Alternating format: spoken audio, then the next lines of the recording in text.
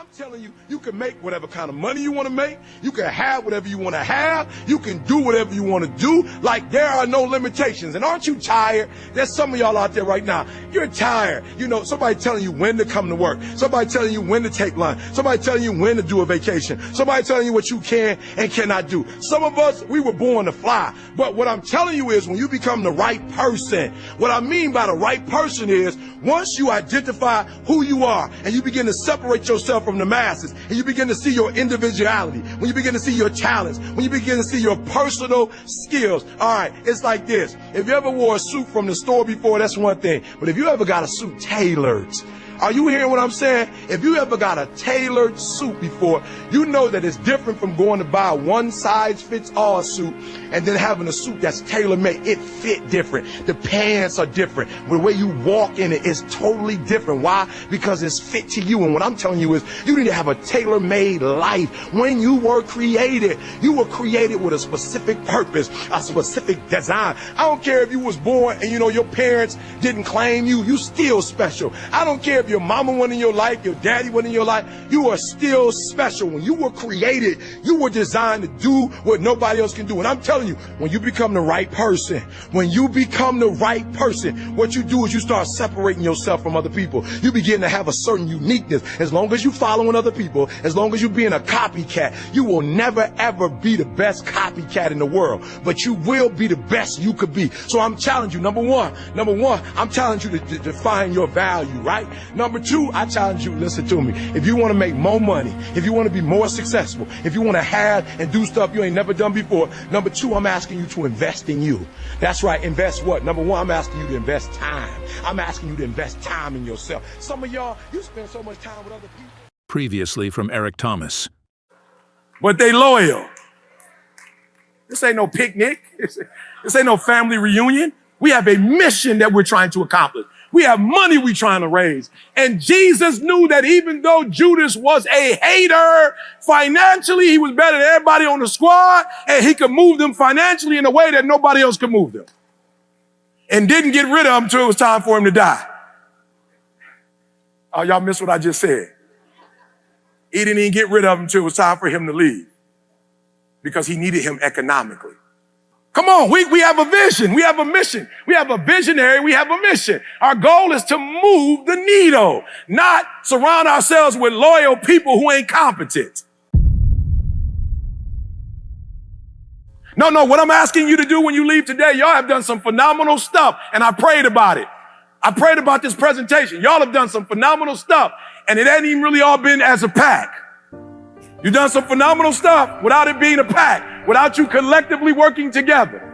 You've done some phenomenal stuff with her getting on your nerve and you not really trying to figure out her style and compromise. You've done a phenomenal job with just being you've done a phenomenal job. But wait till y'all hunt, wait till y'all lead, wait till you strategize as a pack of scavengers.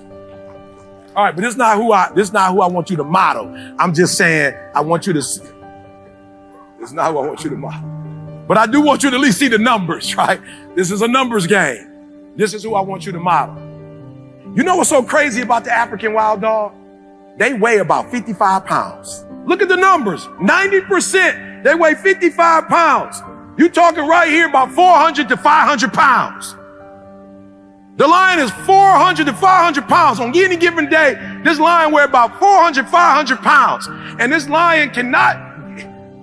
Look, they 55 pounds, soaking wet, but they got a 90% chance of killing you. Why? Because their method of hunting is pack hunters, not savages. Okay, so I want you to catch this. This thing is so deep, right? So when you look at the traits of the African wild dog, and please go home and study. Please go home and study. Please go home and study. When you look at the number one trait of the African wild dog, it is how much time they spend together playing. I'm just being honest. What's your name, bro? I'm just going to be honest with you, bro. I was looking for some real strategy. I started doing my homework. I'm like 90%. What they got claws? What do they have that makes, they say what makes them so unique is that they spend the majority of their time playing together and learning each other and communicating with each other. So when it's time to hunt, it's easy. Now, I'm gonna say that one more time. They spend so much time away from hunting. They don't make hunting their focus. They make each other their focus. They make enjoying each other their focus. They learn each other's strengths so that when it's time to hunt, how are we going to change this world when y'all don't even talk to each other? When you work together more than you get to know each other, how are we going to get to the next level when we don't spend any time, we don't know each other's family, when we don't know what's going on, we don't know. As an educator, I'm a teacher by trade. I taught K through 12 and at Michigan State for 4 years. Let me tell you the trick. Teachers used to all the time like, man, how you do it? Like these kids love you. They want to learn for you. How do you do it? I said, it's called getting to know them. It's simple.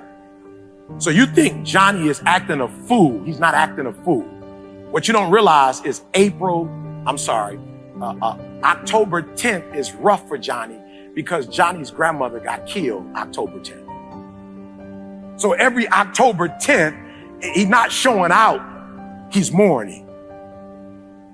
So when he comes to school and he's acting up, I understand. I remember I got it written down. October 10th, his mama died, grandmama died. And so on October 10th, we're going to make October 10th about him. And we're going to bring in a cake and ice cream. And we're going to spend time with him. And we're not going to do the lesson today. Yeah, because we got another lesson to do. It's a life lesson we got to do today. And we're going to love on him. And we're going to take care of him. And then we're going to send something home to his mama so that his mama knows that we love her baby. Because mothers who know that teachers love their babies, hold their babies to a different level of accountability when mamas don't think the teacher care for their child. So it's called, we're going to do a sleepover on the weekends. Not the truth. Fathers do love their kids. They do. So we're going to have a weekend slumber party. We're going to bring all the fathers and the fathers with their kids. And then you're going to see fathers starting to show up in ways they never showed up before because we're going to show them we love and care for them. Listen to me very closely. I know this sounds crazy, but what I learned from the African wild dog is they spent, like Jesus, so much time with the disciples that when it's time to hunt, okay, y'all got to watch this. This is crazy, right? So they this is how they do it. So they hunt in their strengths. So watch this. This is crazy.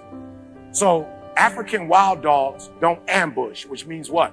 They don't go after the prey. They surround it. Come on. You don't clap. You ain't got to clap. This is for me. I'm getting myself pumped up.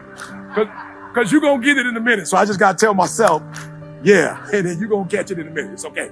It's okay. All right. So if they're chasing a gazelle, when the gazelle takes off, they don't run after the gazelle. Because they spent so much time together and they play together, it's time to eat. They say to the one that is the strongest and the fastest, the one who has the most stamina, go in front, and he goes in front. And then the one that is strong but not as strong, that one goes behind. And then they send the rest to the side. So they have that gazelle trapped in the north. They got him trapped in the south.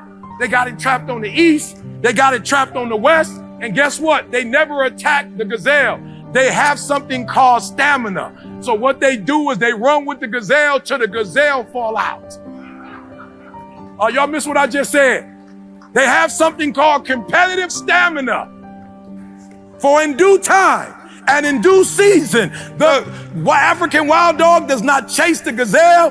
They chase the vision. They chase the purpose. And they do it collectively as a team. And then once that gazelle falls out, they say, let's eat.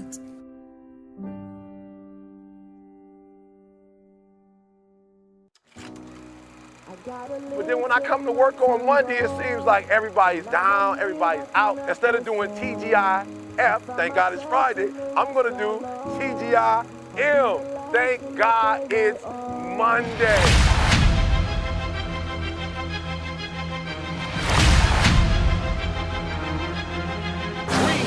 Dream. What up? It's your boy, D. I can, I will, I must. Marriage, dreams. It's time to put your pieces together of your puzzle. I put mine together. There are those of you saying, I want to be a millionaire. I want to be the best at this company, right? But your value system says you believe in sleep more than you believe in grinding. Motivational speaker. Dreams. Lifestyle. He told the guy, he said, when you want to succeed as bad as you want to breathe, then you'll be successful. Thank God it's